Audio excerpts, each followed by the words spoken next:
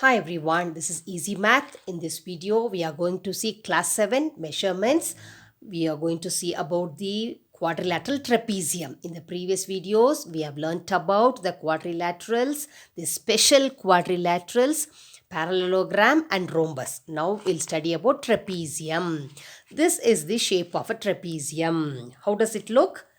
It looks like a flower pot. Yes, it is like it's in the shape of a flower pot in which only one pair of opposite sides are parallel. What are parallel lines? The lines which never meet. See this line AD and BC. Then they don't meet even if you extend them, even if you make them longer, they will not meet. But look at this BA and CD, you just make it little longer, you extend them, they meet at a point. So these two sides are not parallel. Only one pair of opposite sides are parallel. This is the difference between trapezium and a parallelogram. What did we study in parallelogram? Two pairs of opposite sides are parallel. These two sides are parallel and these two sides are also parallel. Two pairs of opposite sides are parallel in a parallelogram. But in a trapezium, only one pair of opposite sides are parallel. And next one is the distance between the parallel sides is the height of the trapezium. See, these are the parallel lines. And what is the distance between them? We have to draw a perpendicular line, a straight line.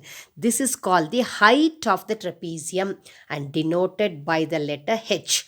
The distance between the parallel sides is the height. These are the parallel sides. You draw a perpendicular line, a straight line, which is the height of the trapezium. Another property is here.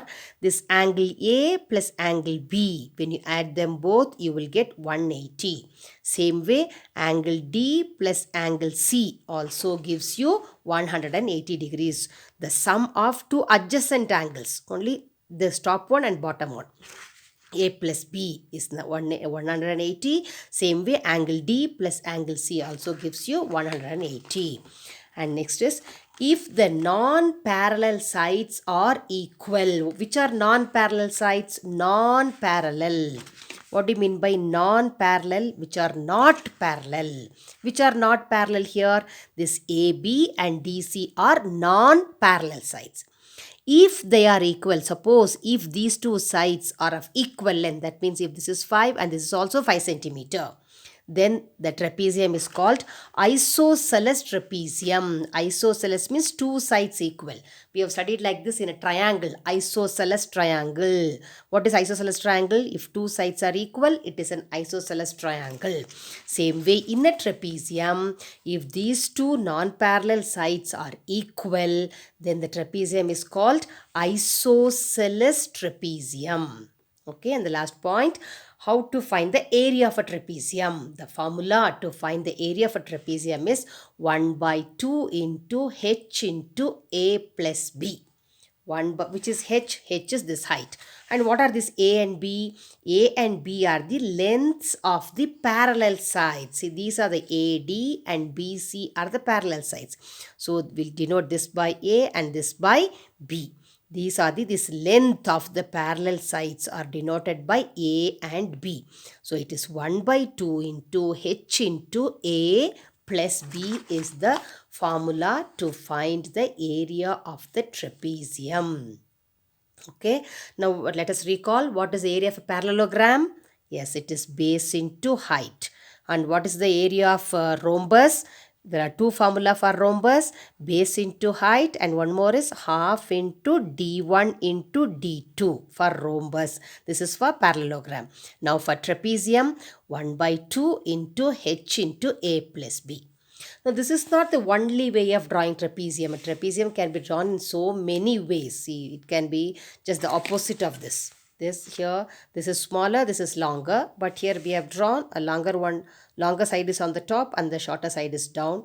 And here we can have 90 degrees here. These two angles can be 90. Even now they are not parallel. This one pair of opposite sides are parallel. Here these two sides are parallel.